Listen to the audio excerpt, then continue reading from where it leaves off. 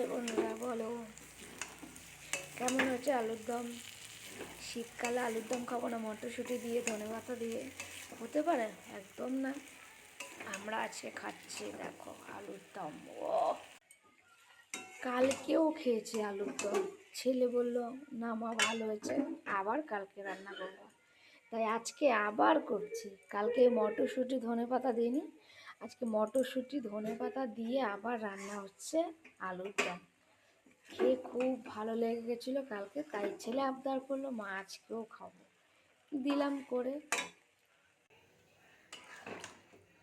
আর ছেলে মার কাছে আবদার করবে, পূর্ণ করবে না? হতে পারে?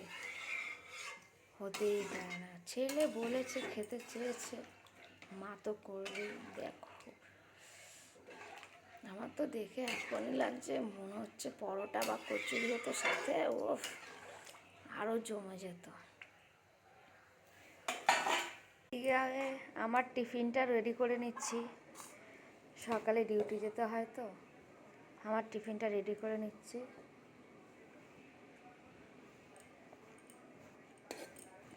রোজ ভাত বেশি হয়ে যায়, আজকে কম নেব। এদিকে আলুর দমটা ফুটে গেছে, দেখো ঝোল ফুটে গেছে। এখন কী কী দিই? এখানে আছে ঘি, এই যে একদম ঘি, গরম মশলা, শাহি গরম মশলা। আমি বলবো না কী কী, অনেকেই বলে এটা ভেজে দিতে, ওটা ভেজে গুঁড়ো করতে।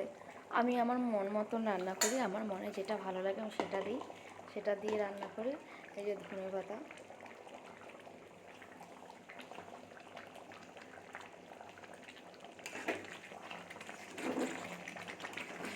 টক টক করে ফুটছে।